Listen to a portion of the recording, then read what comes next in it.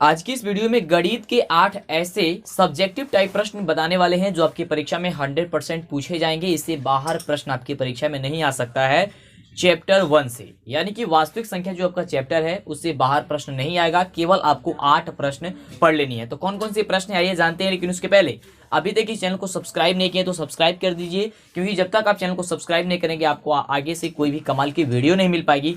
तो सबसे पहला नंबर प्रश्न है, निम्नलिखित संख्याओं का एचसीएफ ज्ञात करने के लिए यूक्लिड विभाजन एल्गोरिथ्म का प्रयोग कीजिए। और इसमें आपको कुछ प्रश्न पूछे जाते हैं। जैसे कौन कौन से प्रश्न पूछे जाते हैं, तो आपसे प्रश्न पूछा जा सकता है कि 135 और 225, या आपसे पूछा जा सकता है 196 या 38,220, या आपसे पूछा जा सकता है 867 और 255।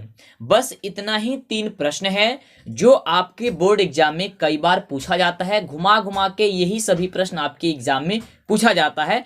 तो आप ईमानदारी पूर्वक इन सभी प्रश्नों को नोट कीजिए या इसका स्क्रीनशॉट ले लीजिए। आप इसे अनदेखा ना कीजिए और इसे ईमानदारी पूर्वक आप बनाइए। ठीक है, आपसे नहीं बनता है तो आप हमें नीचे कमेंट करिए कि सर हमसे इस प्रश्न का उत्तर नहीं बन पा रहा है, ये प्रश्न हमसे नहीं सॉल्व हो पा रहा है, हम आपको उस प्रश्न को सॉल्व करके बता देंगे। ठीक है, आप ईमानदारी पूर्वक पढ़ाई कीजिए। ठीक है, अगले प्रश्न की बात करते हैं कि अगला जो प्रश्न है वह कौन सा प्रश्न आपसे पूछा जा सकता है या पूछा जाता है। तो अगले प्रश्न की बात करें तो अगला प्रश्न पूछा जाता है इस चैप्टर से कि सिद्ध कीजिए कि कोई भी धनात्मक विषम पूर्णांक 6q+1 या 6q+3 या 6q+5 के रूप का होता है जहां q पूर्णांक है। ये क्वेश्चन आप जल्दी से नोट कर लीजिए और इसे सॉल्व कीजिए। इस चैप्टर को हम पहले आपको दे रहे हैं कि आप बनाइए, क्योंकि हम ये जानते हैं कि पहला चैप्टर आप बहुत अच्छे से पढ़े हुए हैं, लेकिन इसके बाद से जो भी आएगा चैप्टर उन सभी क्वेश्चन को हम बताएंगे और उसके साथ साथ उसको सॉल्व भी कर देंगे, जिससे आप आसानी से आप उसे याद कर लें, समझ लें कि कैसे वह प्रश्न बनता है। अगर ये भी प्रश्न नहीं बन पाता है आपसे तो आप हमसे एक बार कहिए। अगर आप ज्यादा से ज्यादा वीडियो पे लाइक करेंगे और आप कमेंट करके हमें बताएंगे तो बहुत जल्दी आपके लिए एक वीडियो स्पेशल बना करके दे देंगे और आप जो है आसानी से देख करके समझ सकते हैं। अब चलते हैं अगले नंबर प्रश्न की ओर, देखते हैं कि अगला नंबर प्रश्न क्या कह रहा है। तो देखिए, अगला प्रश्न आपसे पूछा जा सकता है कि अभाज्य गुणनखंड विधि द्वारा 96 और 404 का एचसीएफ ज्ञात कीजिए और फिर इनका एलसीएम भी ज्ञात कीजिए। यह प्रश्न कई बार भी पूछा जा चुका है, मतलब बहुत बार पूछा गया है कि 96 और 404 का एचसीएफ और 96 404 का एलसीएम भी ज्ञात कीजिए। तो आप इसे जल्दी से नोट करके अब भी सोचिए मत, पेन और कॉपी निकालिए और अब भी बनाइए। ठीक है, ईमानदारी पूर्वक। और आप जब इसे बना रहे हैं तो आप हमें नीचे कमेंट करके क्वेश्चन का नंबर लिख करके जरूर बताइए कि हाँ इतने नंबर प्रश्न का सर इसका आंसर इतना होगा। हम चेक करेंगे, उस पर आपको लाइक जरूर कर देंगे।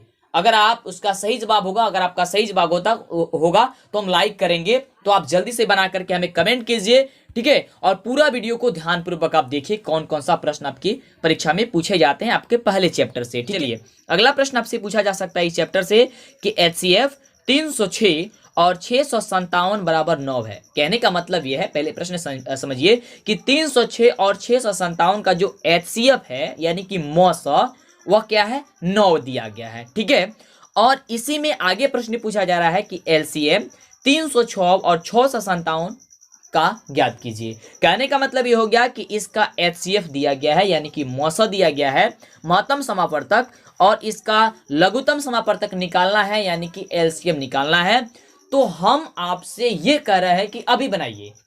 ठीक है, अभी बनाइए। ओके, चलिए अगले प्रश्न की ओर बढ़ते हैं। बाबू आप ईमानदारी पूर्वक जो है इसे बनाइएगा, ऐसा नहीं कि हम बता रहे हैं, समझा रहे हैं और मेरा समझाना, बताना, लिखना सब कुछ बेकार हो जाए। अगला प्रश्न देखिए क्या कह रहा है। प्रश्न कह रहा है कि पूर्णांकों के निम्नलिखित युग्मों के एचसीएफ यानी कि महत्तम समापवर्तक, एलसीएम ज्ञात कीजिए यानी कि लघुत्तम समापवर्तक ज्ञात कीजिए तथा इसकी जांच कीजिए कि दोनों संख्याओं का गुणनफल बराबर एचसीएफ इंटू एलसीएम जो है वह है या नहीं है, किसका किसका, तो 26 और 91 का और 510 और 92 का। ठीक है, आपको पहले निकालना है एचसीएफ, फिर निकालना है एलसीएम और उसके बाद से उन दोनों को गुणा कर देना है और जो संख्या का आप निकाल रहे हैं उन दो भी संख्याओं को गुणा कर देना है और चेक करना है कि क्या आप मान जो निकाल करके लेके आए हैं क्या वह बराबर है या बराबर नहीं है। ये थोड़ी सी हम आपको हिंट्स दे रहे हैं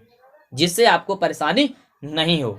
ठीक है, चलिए आगे से हम सभी प्रश्न का आपको सॉल्व करके दिखाएंगे, कोई परेशानी नहीं होने वाली है क्योंकि इस साल आपको एकदम नंबर 1 बनना है। ठीक है, नंबर 1 बनना है इस साल आपको। चलिए अगला प्रश्न देखिए क्या कह रहा है। अगला प्रश्न आपसे पूछा जा सकता है कि सिद्ध कीजिए कि √2 यानी कि रूट 2, ठीक है, अंडर रूट 2 एक अपरिमेय संख्या है। ठीक है, कितनी आराम सबको समझा रहे हैं ताकि प्रश्न समझ में आए। ठीक है, अपरिमेय संख्या है। यह आपसे पूछा जा सकता है कि 5 - √3 एक अपरिमेय संख्या है। बस आपको इतना ही रटना ही है, मतलब इतना ही बना लेना है। बस जो आज प्रश्न बता रहे हैं ना इस चैप्टर से बस इतना ही प्रश्न पूछता है, इतने ही, केवल घुमा घुमा के पूछेगा, बस इतना, इससे आगे नहीं पूछेगा कभी भी, ये समझ जाइए।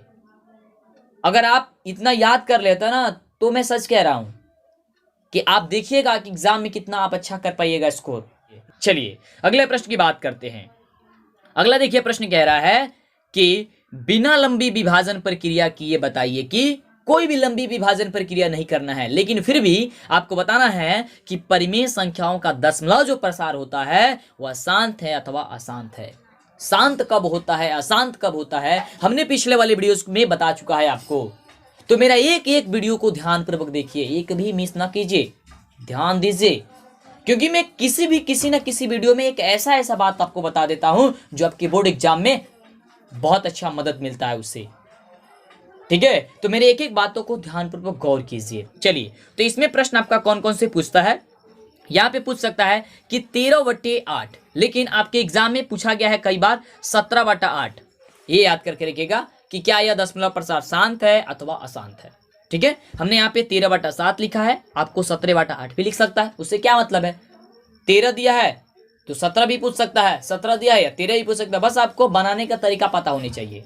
अब तो बना दीजिएगा फटाफट, कोई तो दिक्कत नहीं होगी। चलिए अगले नंबर प्रश्न की बात करते हैं कि अगला क्या पूछा जा सकता है। अगला आपसे पूछा जा सकता है कि 29/343, 29/343 इसका बता दीजिए। ठीक है, तो ये आप बना लीजिए। अगला कह रहा है कि 129/2 का पावर 2, 5 का पावर 7 और 7 का पावर 5, ये बताइए। ठीक है, यह आपसे पूछ सकता है कि 6/15 का क्या होगा, यह आपसे पूछ सकता है कि 23/2 का पावर 3 और 5 का पावर 2, ये यानी कि इतना है आपको चेक करके बता देनी है कि क्या यह शांत है अथवा अशांत है। ठीक है, अगर आप इतना सॉल्व कर लेते हैं जो आज आपको हम प्रश्न बता रहे हैं, आपको बार बार कह रहे हैं कि दिक्कत नहीं होगा।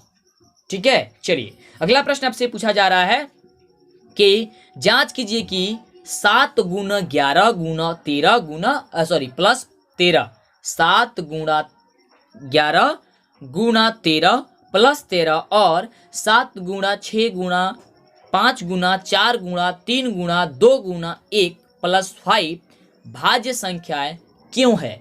आखिर यह भाज्य संख्या है तो आखिर क्यों भाज्य संख्या है, ये आपके बोर्ड एग्जाम में पूछा जाता है।